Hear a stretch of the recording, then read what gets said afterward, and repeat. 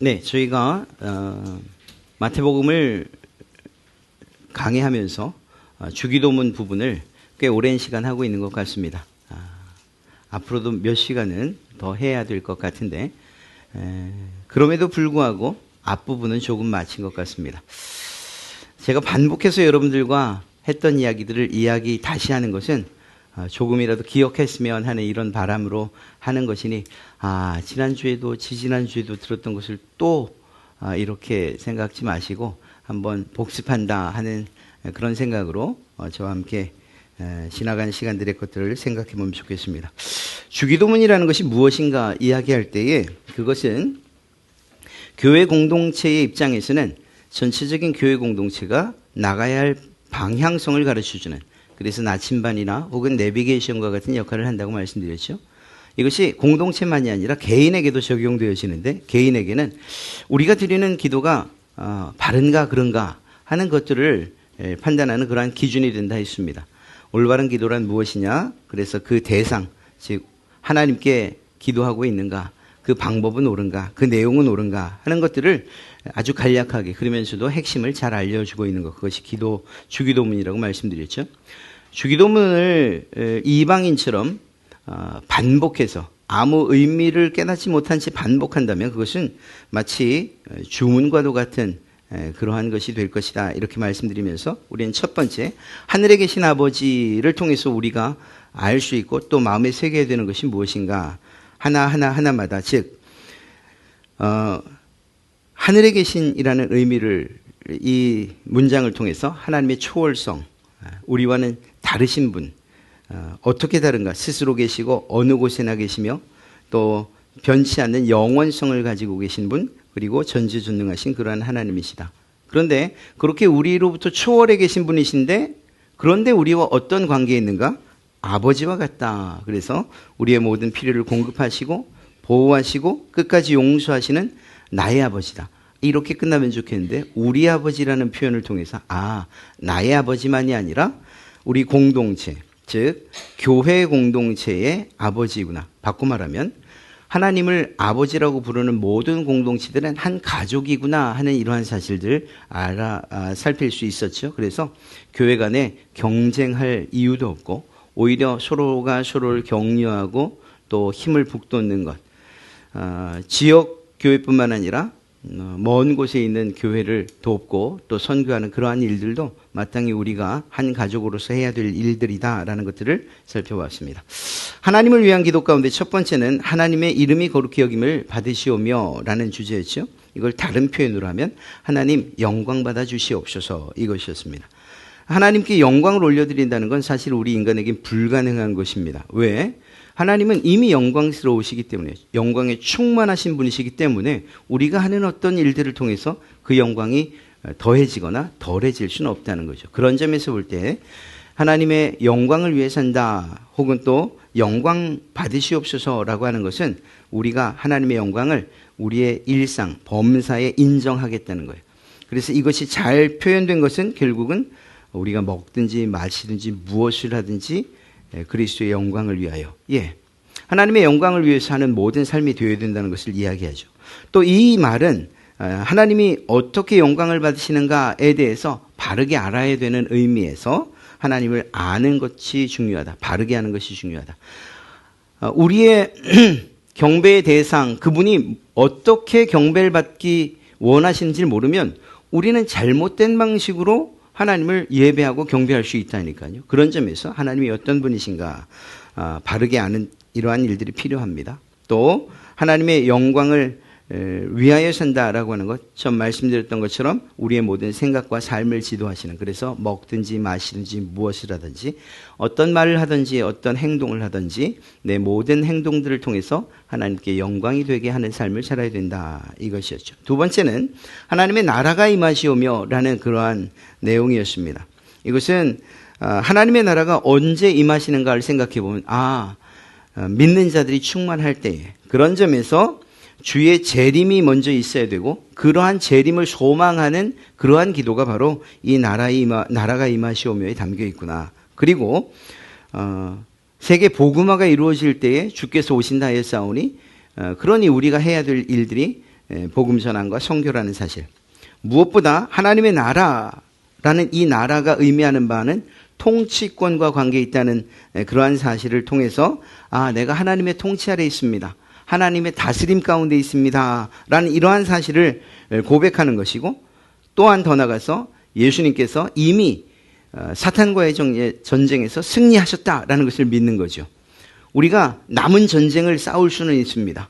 그러나 궁극적으로는 이미 우리가 승리한 예수 그리스도 그분을 따르는, 그래서 승리한 군대라는 사실들을 세상 살면서 고백하면서 살아가는 거죠. 그러니까 좀 넘어질 수 있어요. 또 쓰러질 수도 있고 죄에 굴복할 수도 있어요. 그러나 그게 끝이 아니라는 거죠. 오히려 분연히 일어나야 되는 것이고 주를 따르기로 다시 한번 결정하고 작정해야 되는 것, 그렇게 용기를 내야 되는 것이 바로 우리 성도들의 삶이라는 것입니다. 무엇보다 하나님의 나라가 임했다, 하나님의 통치가 이 온 우주에 미치고 있다라는 이러한 사실들을 생각할 때 내 생각이나 내 마음이나 혹은 내 의지뿐만 아니라 내 가정이나 직장이나 교회나 내가 속한 모든 공동체, 이 모든 전 영역에서 내가 바로 하나님의 백성이라는 것, 하나님이 나의 왕이라는 사실들을 증명하며 살아야겠구나. 우리의 삶을 통해서 다른 사람들이 보면 나의 주인이 하나님이시라는 것을 알 수 있게끔 그렇게 적극적으로 우리의 삶을 증거해야 된다라는 것입니다. 이러한 기도가 바로 여기에 담겨져 있는 거죠. 하나님을 위한 기도의 마지막 부분을 좀 살펴보겠습니다. 바로 하나님의 뜻이 하늘에서 이루어진 것처럼 땅에서도 이루어지이다 하는 그러한 기도입니다. 하나님의 뜻은 크게 두 가지로 나눌 수가 있습니다. 그것은 첫째는 계시되지 않은 하나님의 뜻, 그러니까 감추어진 뜻이죠. 또 한 가지는 계시된 하나님의 뜻, 나타난 뜻입니다. 누구나 하나님의 뜻을 알 수 있는 것, 바로 완성된 성경, 하나님의 계시의 완성이라고 할 수 있는 바로 이 성경이죠. 이렇게 두 가지로 나눠질 수 있는데, 먼저 계시란 것이 무엇인가, 그냥 사전적 의미를 살펴보면 잘 알 수 있습니다. 계시란 것은 깨우쳐 보여준다는 그러한 의미예요. 그런데 이게 종교적으로 좀 사용되면 사람의 지혜로서는 알 수 없는 진리를 신이 가르쳐 알게 함, 이것이 사전에 기록된 계시의 뜻입니다. 좀 풀어 말하면 이런 것입니다. 하나님께서 우리에게 하나님 자신을 알려주지 않으면 우리는 하나님을 알 수 없다는 거예요. 여러분, 제가 우리 갈릴리 교회 다시 와서 담임으로 시작한 횟수가 벌써 12년이 다 되어 가죠.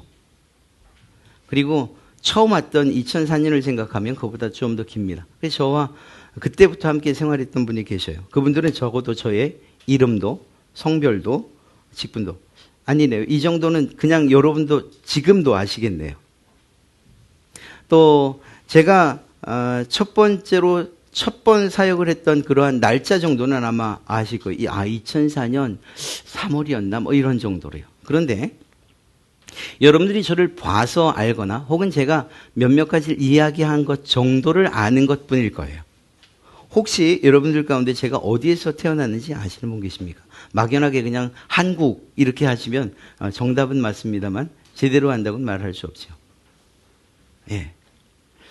제가 태어난 곳 혹은 저희 부모와 형제와 저와의 관계, 이런 것들을 여러분들이 아실 수가 없어요. 당연한 것 아닙니까? 알 수 있는 방법이 한 가지 있는데 제가 여러분들에게 말하는 거예요. 저는 이런 곳에 태어났고 이런 삶을 살았고 이러해서 지금 이 자리에 있습니다. 이렇게 말하면 그러면 여러분들이 저에 대해서 알 수 있죠. 그럼에도 불구하고 한계가 있죠. 제가 말한 것만 알 수 있는 거예요. 저의 속 깊은 곳에 감춰둔 비밀은 여러분은 절대로 알 수 없습니다. 제가 말하지 않는 이상은. 사람과 사람 사이에서도 그렇다면 하물며 지혜에 있어서나 지식에 있어서 능력에 있어서 초월적이신 그 하나님을 우리가 과연 알 수 있는가? 우리 스스로 어떤 노력을 해서 공부를 해서 학습을 통해서 경험을 통해서 하나님을 알 수 있느냐 물으면 없다는 겁니다. 없습니다. 결코 알 수 없습니다. 만들어진 존재가 만드신 분을 어떻게 이해할 수 있겠습니까?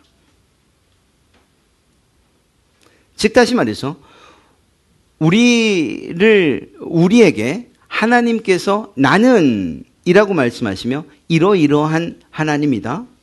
내가 너를 만든 이유는 이러이러한 것이다. 이렇게 말씀하지 않으시면 우리는 하나님에 대해서 알 수 있는 방법이 전혀 없다는 것입니다. 참으로 감사한 것은 하나님께서 하나님에 대한 우리가 알아야 할 부분에 대한 하나님에 대한 내용들을 이 하나님의 말씀에 성경에 담아주셨다는 거예요. 그래서 우리는 그 하나님이 어떤 분이신지, 우리를 향해서 어떤 뜻을 가지고 계신지, 우리가 어떻게 되기를 원하시는지, 우리가 지난주에 살펴본 것은 성경 구약부터 신약 그리고 마지막 내세까지 하나님의 나라로 관통한다 그랬죠. 하나님의 뜻이 무엇인지 이러한 것들을 우리에게 알려주셨죠. 성경을 통해서 말입니다. 그리고 그분의 계시는 완성되었습니다. 이때의 계시는 우리들의 구원을 위한 계시는 완전히 담겨지다, 완전히 충족한다, 이런 의미입니다. 하나님께서 선택한 자들, 그들이 구원받는 데에 필요한 모든 진리는 이 계시 안에 다 담겨 있다는 거예요. 구원을 위해서 다른 것들을 필요로 하지 않는다는 것을 의미하는 것입니다. 자, 이것이 바로 계시인데, 그러면 우리에게 알려진 성경, 드러난 계시는 그렇게 알겠어요. 문제는 뭔가 하면 우리가 종종 하나님께서 말씀하지 않으신, 계시하지 않은, 감추어진 그 뜻도 종종 알고 싶어 한다는 것입니다. 그러나 그러한 생각이 드시걸랑 그냥 접으세요.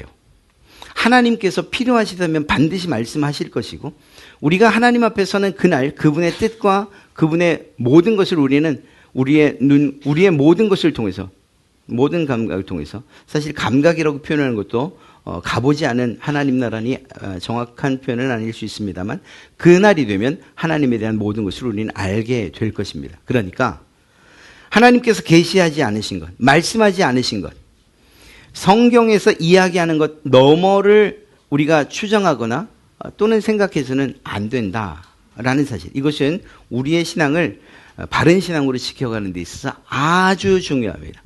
많은 부분의 신앙에서의 탈선이나 혹은 다른 이단이나 혹은 다른 부분으로 빠지는, 곁길로 빠지는 경우가 어디서부터 시작되느냐, 이 감추어진 하나님의 뜻을 알고자 하는 그 시도로부터 시작되는 것입니다.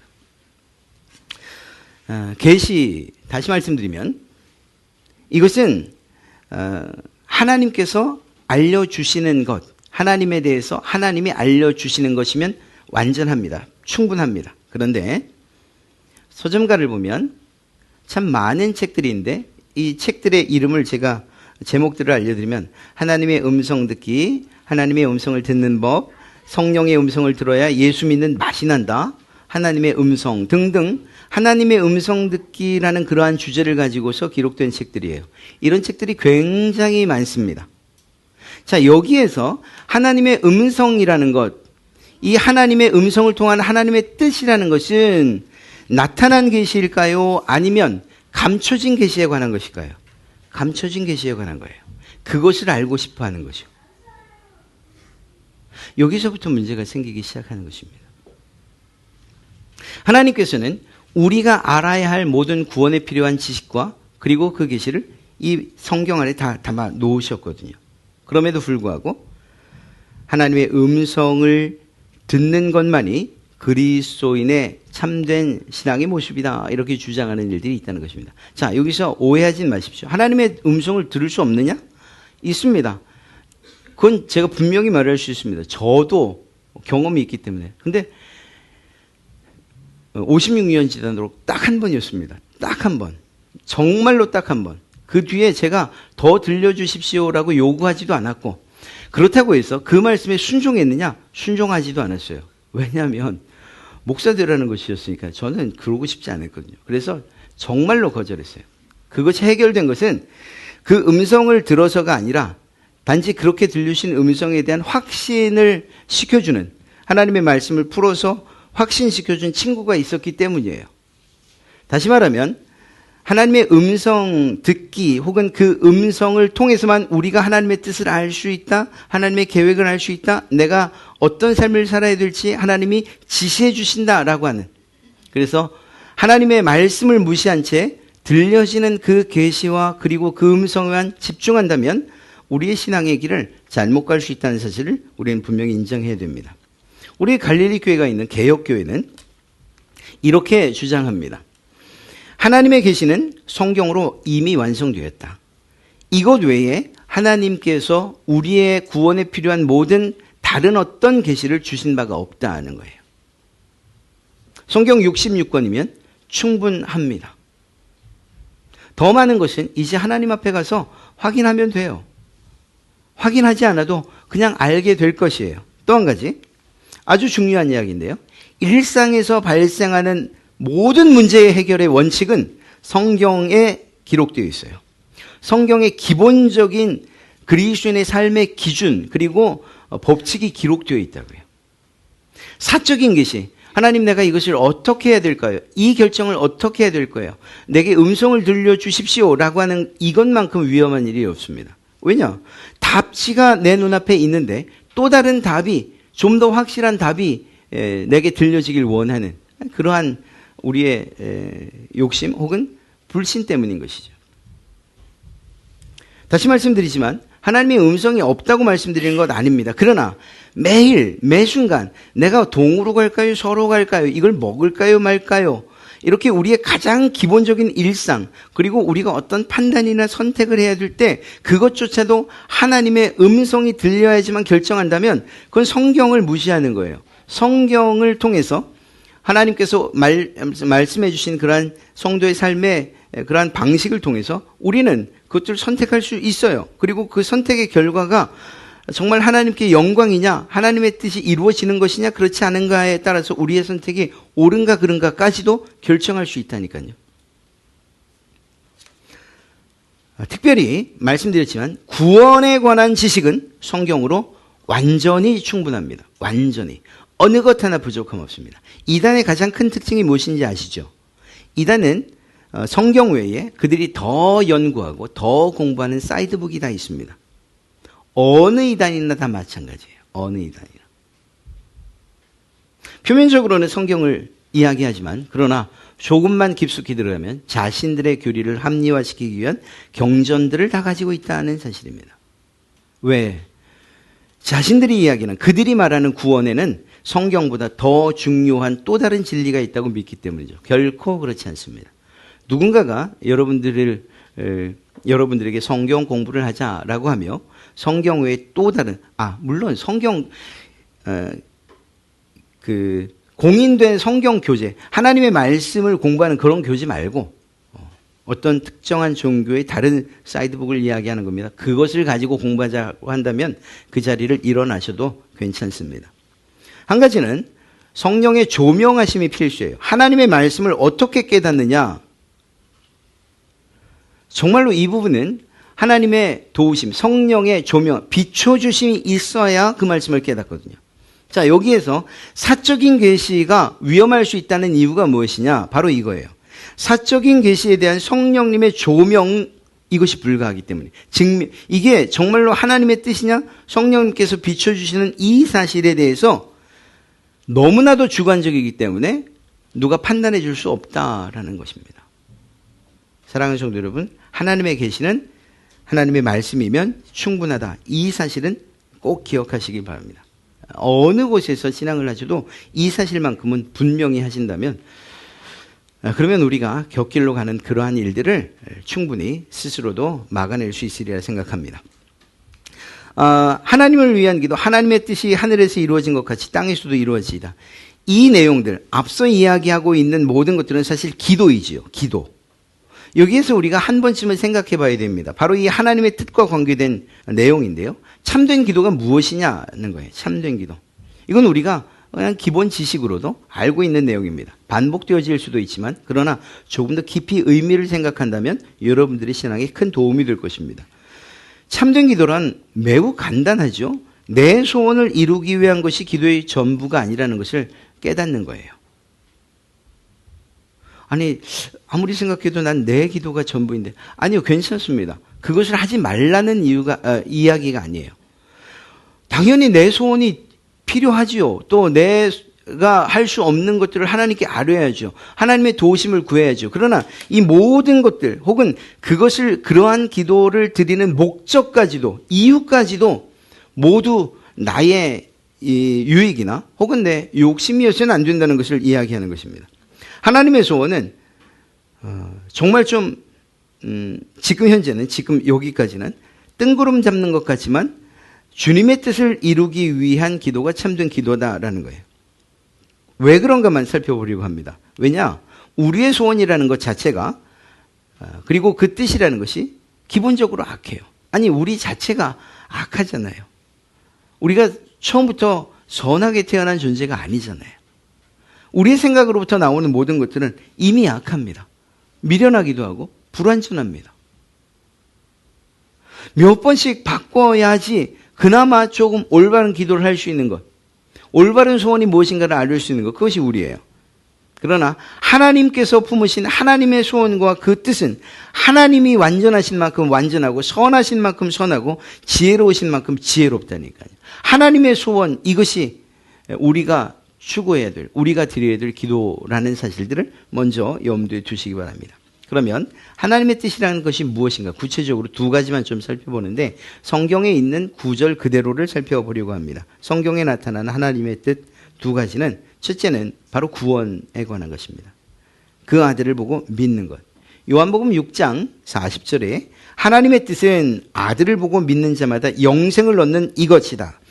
아들 예수 그리스도를 보고 믿는 자마다 영생을 얻는 것, 이것이 하나님의 뜻이라는 거죠. 하나님께서 택하신 자들, 그들이 구원받아 영생을 누리는 것, 이것이 하나님의 뜻입니다. 여러분들은 하나님의 뜻을 지금 이루고 계신 중이에요. 예수 그리스도를 믿었고 그리고 우리에게 주신 그 영원한 생명을 소망하면서 살아가고 있지 않습니까? 그러니까 하나님의 뜻이 바로 이것이에요. 세상 가운데에서 하나님께서 택하신 바로 여러분들이 하나님께로 나와서 예수 그리스도를 믿고 구원받고 영생을 얻는 것. 자, 이 사실들을 조금만 그림으로 표현하면 이렇습니다. 우리는 원래 사탄의 종이고 사망과 죽음의 권세 아래에 있던 자들이잖아요. 우리는 죽을 수밖에 없는 존재예요. 아니 이게 나면서부터 그랬다니까요. 억울하지만 그래요. 내가 이렇게 선하게 살았는데 아니 사망과 죽음 같은 말이군요. 제가 잘못 썼네요. 죄와 사망의 권세 아래에 있는 자들이죠. 우리가 처음 날 때부터 우리는 죄 아래에 태어났고 그리고 그 결과는 사망인 거예요. 그런데 하나님의 뜻이 우리에게 나타나서 예수 그리스도를 통해서 그 예수 그리스도를 통해서 우리가 어떻게 변화되었느냐. 하나님의 백성이 되었고 그리고 구원과 영생에 이르게 됐다니까요. 이게 하나님의 뜻입니다. 우리가 하나님의 뜻을 위해 기도한다라는 것은 첫째는 그런 점에서 개인적인 기도가 필요한 거죠. 다시 말하면 개인적인 기도는 어떤 식으로 이루어져야 될까요? 하나님, 내가 하나님을 의심하지 않겠습니다. 내가 구원에 합당한 믿음에 더욱 굳게 서서 그 하나님께 영광을 올려드리며 살겠습니다. 이게 바로 우리의 기도여야 합니다. 하나님의 뜻을 이루는 기도 우리가 해야 된다고 하면 하나님 날 구원해 주신 그 은혜 감사합니다. 하나님의 뜻이 내게 이루어짐을 참 감사합니다. 이 믿음에서 흔들리지 않고 굳게 서서 하나님의 영광을 위해 살겠습니다. 이게 바로 하나님의 뜻이 이루어지는 것이라니까요. 개인적으로는. 그런데 타인에게도 이러한 하나님의 뜻이 적용될 수 있습니다. 어떻게 해요? 바로 여러분들을 통해서. 하나님께서 선택한 자들 사실 모르지요. 이게 감춰진 뜻이에요. 여러분, 우리가 길 가다가 하나님께서 내가 구원하기로 예정했다, 택했다라고 하는 사람들 여기 빨간 표시가 나타나면 얼마나 좋겠습니까? 저 사람 전도하면 되겠구나.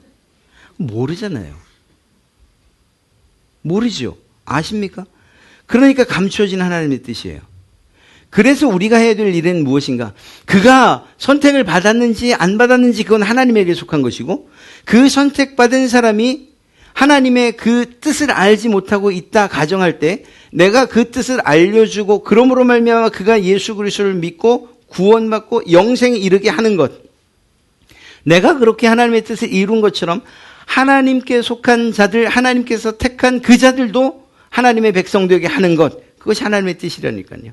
하나님의 뜻을 이루기 위해서 나 개인적으로는 믿음의 흔들림 없이 하나님께 영광 돌리는 삶을 살아야 하고 감사의 삶을 살아야 하는 것인과 동시에 누군지 모르지만 그러나 하나님이 택하신 자가 있다는 것, 내가 전도하는 이 일들을 통해서 그 선택받은 자가 하나님께로 돌아와 하나님 백성으로 회복되어지고 영생을 누리게 될 수 있다는 이러한 믿음을 가지고 전하는 것, 이게 하나님의 뜻을 이루는 것이죠. 그러니까 첫째는 바로 이 구원, 하나님의 아들 예수 그리스도를 보고 믿는 것, 이것이 하나님의 뜻이라는 사실을 우리는 잘 알게 됩니다. 한 가지 더 하나님의 뜻을 성경은 이렇게 기록하고 있습니다. 바로 성도가 거룩하게 되는 것. 데살로니가전서 4장 3절의 말씀을 보면 하나님의 뜻은 이것이니 너희의 거룩함이라. 하나님께서 소원을 갖고 계셔요. 내 백성들은 거룩하게 살면 좋겠다. 왜? 내가 거룩한 것처럼 너희도 거룩하게 살면 좋겠다. 자, 여기에서 거룩이라는 이 단어가 참 어려워요. 거룩이 아닌 걸 좀 생각해 봅시다. 거룩이 아닌 건 첫째 외적으로 드러나는 것이 아니라는 거예요. 거룩은 결코 외적으로 드러나지 않습니다. 주일 예배 드릴 때 이렇게 정장을 하고 성경책을 옆에 이렇게 끼고 그리고 조금 의젓한 걸음걸이를 걷고 말투도 조금 무게 있게, 그럼 거룩해 보이죠. 그러나 그걸 거룩이라고 말할 수는 없어요. 그런 점에서 성경이 말하는 거룩의 진짜 뜻은 무엇이냐? 그건 바로 구별과 분리를 이야기합니다. 이것이 성경이 말하는 거룩의 그 진짜 뜻이에요. 의미예요. 구별과 분리. 여러분, 땅이 있고 바다가 있어요. 배가 어디에 있어야 되느냐? 바다에 있어야죠. 예, 맞습니다. 적어도 땅에 있는 걸 배라고 이야기하진 않아요. 배라고 부르기는 하지만 배의 역할과 배의 책임을 다하고 있다 이렇게 말할 수는 없어요. 배는 모름지기 물에 있어야 해요. 바다에 있는 것은 그저 카페로나 사용할까 배의 역할을 할 수는 없어요. 그렇다면 배가 바닷속에 가라앉아 있다면 그것을 배라고 말할 수 있을까요? 배의 역할을 감당할 수 있다고 생각하십니까? 없지요. 배는 모름지기 바다에 있지만 떠 있어야 돼요. 바다를 접촉하고 있지만 배로서의 역할을 감당하기 위해서는 파도가 불던 풍랑이 일던 바다에 접해 있지만 그러나 바다에 잠식되지는 침몰되지는 않아야 된다니까요. 세상을 사는 성도들의 모습이 이러해야 됩니다. 우리가 거룩을 위해서 구별이라고 했으니까 분리라고 했으니까 나 입산수도 하겠습니다 이렇게 할 수는 없어요. 하나님께서 그걸 기뻐하시냐? 아니에요. 개인의 거룩함을 지켜갈 수 있을지는 모르겠으나 그러나 세상을 향한 지상명령은 지키지 않는 거죠. 하나님의 또 다른 말씀에 순종하지 않는 것이라고 이야기할 수 있습니다. 우리는 성도들은 세상 가운데서 살아야 되는 거예요. 그런데 적어도 세상에 잠식돼서 세상이 원하는 바대로, 세상의 뜻대로, 세상이 추구하는 가치관과 그 방향에 따라서 살아서는 안 된다는 거예요. 아무리 풍랑이 일고 파도가 쳐도, 그래서 곧 배가 뒤집힐 것 같아도, 그런 험한 세상이라 할지라도 거기에서, 그 바다에서 이런 의미로서의 분리가 돼서 구별이 돼서 그렇게 살아가야 되는 거예요. 가나안 땅이 있었죠. 하나님께서 이스라엘 백성들에게 가나안 땅을 주셨어요. 이건 약속의 땅이었고 축복의 땅이었습니다. 하나님께서 이 땅에 이스라엘 백성들을 들이신 이유가 무엇일까요? 이제 너희의 땅이다. 이곳에서 나를 찬송하고 내 백성으로서 그리고 하나님의 나를 왕으로 섬기며 살아라 이것이었죠. 하나님의 영광의 빛을 드러내며 살아라 이것이었습니다. 그런데 안타깝게도 그 가나안 땅에 들어갔던 이스라엘 백성들은 가나안 사람들이 섬기는 우상 숭배에 무너지고 말았어요. 완전히 철저히 무너지고 말았어요. 제가 가나안 종교의 특성 가운데 가장 큰 특징을 무엇이라고 말씀드렸습니까? 성적인 것이라고 말씀드렸어요. 성과 관련되어 있어요. 그들의 신들을 섬기는 것은 남자는 여사제에게 찾아가고 여자는 남사제, 남창을 찾아가고 그래서 이러한 성을 통해서 자신들의 신을 섬기는 그 행위가 그들의 신앙의 모습이었어요. 이러다 보니까 이스라엘 백성들이 한 번 빠지면 빠져나오질 못한 겁니다. 그리고 결국은 하나님을 예배해야 하는, 비록 가나안 땅이 그렇게 추악하고 더러운 곳이라 할지라도 가나안 신을 바알을 섬기고 아세라를 섬기고 그 이웃의 몰렉을 섬기고 각종 우상들을 섬기는 땅이 가나안 땅이었다 하더라도 하나님께서 그 땅에 이스라엘 백성들을 보내신 이유는 그 더럽고 악한 땅, 어두운 땅, 캄캄한 땅에서 하나님의 영광의 빛을 드러내며 오직 하나님만을 예배하라고 보낸 것 아니겠습니까? 이게 분리죠. 만약에 가나안 땅에 들어가지 않는 것, 가나안 땅과 접촉하지 않는 것이 분리라고 했다면 하나님께서 요단강을 건너게 하셨겠습니까? 아니죠. 그렇다고 본다면 이들은 가나안 땅에서 하나님께 온전히 예배하는 하나님의 백성으로서의 삶, 즉 구별된 삶과 분리된 삶을 살지 못했다, 이렇게 이야기할 수 있습니다. 그리고 이것 때문에 결국 그들은 북이스라엘은 아수르에, 남유다는 바벨론에 멸망할 수밖에 없었던 거죠. 그런 점에서 볼 때 거룩한 삶이라는 것은 세상과 구별된 삶을 의미합니다. 우리가 세상에 발을 딛고 살지만 그러나 세상 사람들이 생각하는 가치관과 그리고 그 사람들이 원하는 그리고 바라는 세상의 방식대로 그들이 추구하는 것과는 다른 방식으로 우리는 삶을 살아야 되는 거죠. 이것을 다르게 이야기하면 하나님을 닮는 삶이라고 이야기할 수 있습니다. 하나님을 닮으면 구별될 수밖에 없죠. 근데 무엇을 닮아야 되느냐? 하나님의 무엇을? 그렇습니다. 성경을 통해 계시된 하나님의 성품을 담는 것, 이것이 구별의 궁극적인 그런 결과여야 합니다. 하나님의 말씀에 하나님의 성품이 어떠한가가 너무나도 잘 담겨 있지 않아요? 우리를 어떻게 얼마나 뜨겁게 사랑하시는지가 이 성경 안에 담겨 있잖아요. 자기 아들 예수 그리스도를 십자가에 못 박기까지 우리를 사랑하셨다고 하잖아요. 죄를 얼마나 미워하시는지 알잖아요. 가나안 땅의 모든 것들 가축까지도 진멸하라고 명령하신 것, 그것은 죄에 대한 하나님의 그러한 그 마음을 적극적으로 표현하고 있는 거예요. 선지자들을 통해서 당신의 백성들을 어떻게 사랑하셨고 또 그들을 어떻게 구원하기 위해 원하셨는지를 너무나도 잘 담고 있잖아요. 비록 징계를 했지만, 그래서 그들이 하나님의 심판을 받았지만, 그러나 하나님의 마음은 여전해서 마치 탕자가 작은 아들이 돌아오기를 바라는 그런 아버지의 마음으로 이스라엘의 회복을 기대하고 또 그것을 선포하고 계시잖아요. 하나님의 성품이 너무나도 잘 담겨져 있죠. 하나님의 성품을 따라 살아가는 것, 그것이 우리가 이 세상을 구별된 마음으로 살아가는 것이라 할 수 있습니다. 하나님의 뜻은 그런 의미에서 구원은, 즉 하나님의 아들 예수 그리스도를 보고 믿는 것, 이것이 하나님의 뜻이고요. 또 모든 성도가, 그렇게 하나님의 백성된 성도가 거룩하게 되는 것이에요. 자, 여기서 한 가지 필수적인 요소가 있다면 하나님의 뜻의 그 절정은, 클라이맥스는 순종입니다.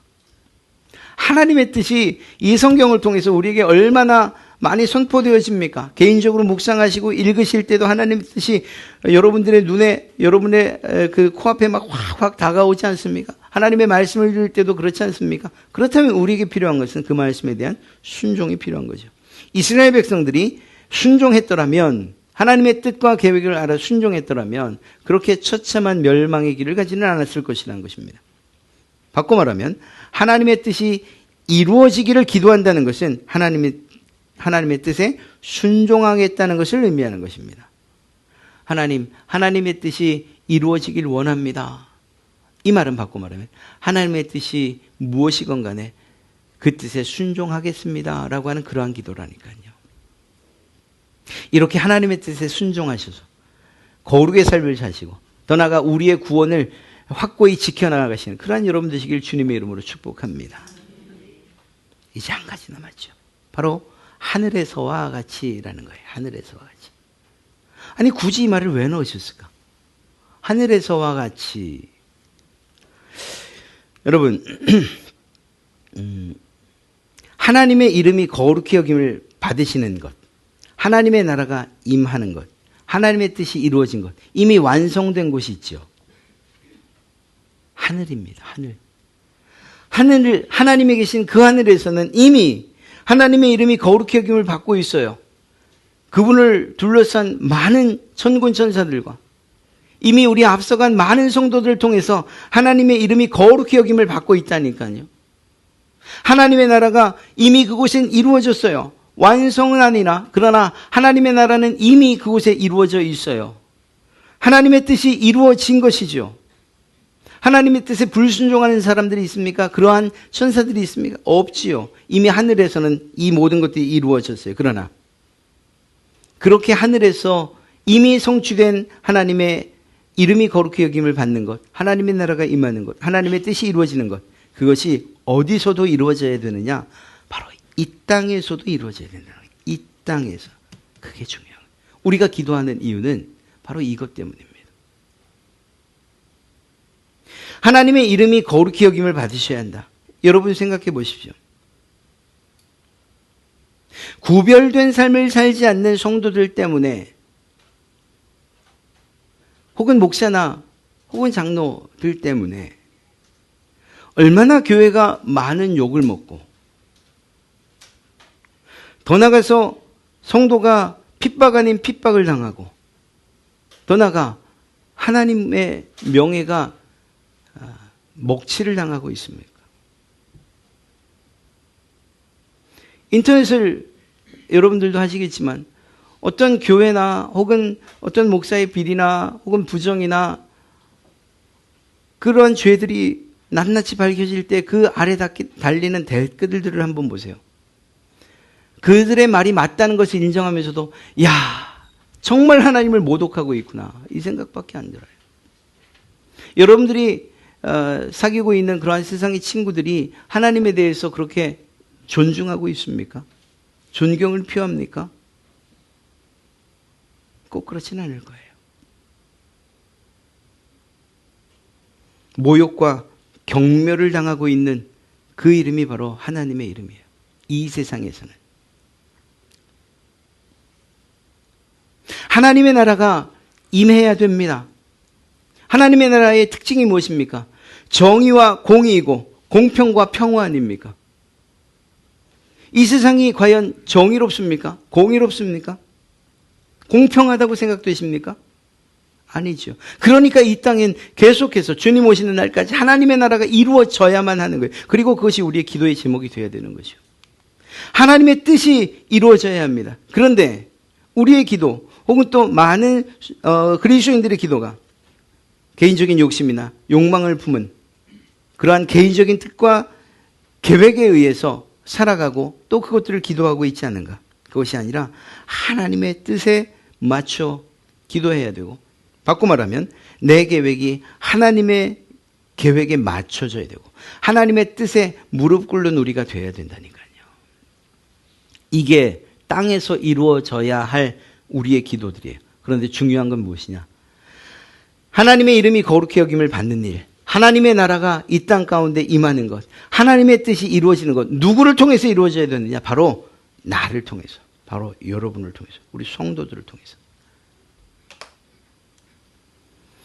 주기도문에서 하나님을 위한 이 모든 기도는 우리의 책임이고 우리의 의무를 다하겠다는 그러한 기도여야 됩니다.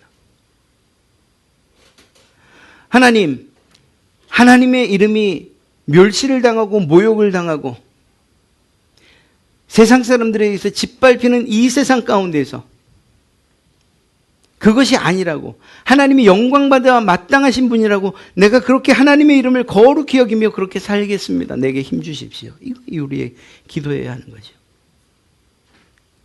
하나님의 나라가 이 땅 가운데 임하면 정의와 공의가 그리고 공평과 평화가 있어야 되는데, 내가 속한 이 공동체, 작게는 내 가정으로부터 평화가, 그리고 정의와 공의가 있게 해주십시오. 내가 속한 직장에서 많은 사람들이 부정과 혹은 비리, 이것들이 없이는 사업이 안 된다 이야기해도 그럼에도 불구하고 정직을 통해서 그렇게 하나님의 나라가 내 직장 가운데 임하게 해주십시오. 이것이 우리의 기도의 제목이어야 돼요. 하나님의 뜻이 나를 통해서 이루어지길 원합니다. 주님께서 말씀하신 이 거룩의 삶이 나를 통해서 이루어지길 원합니다. 이것이 우리의 기도 제목이어야 한다고요. 주기도문 안에 담긴 정말 순식간에 지나가는 그러한 기도문이지만 그러나 이렇게 조금씩 곱 씹어볼 필요는 있습니다. 혹여 여러분들이 다시 한번 주기도문을 생각하고 묵상해 볼 때에 이러한 오늘의 함께한 내용들이 여러분들에게 도움이 됐으면 참 좋겠습니다.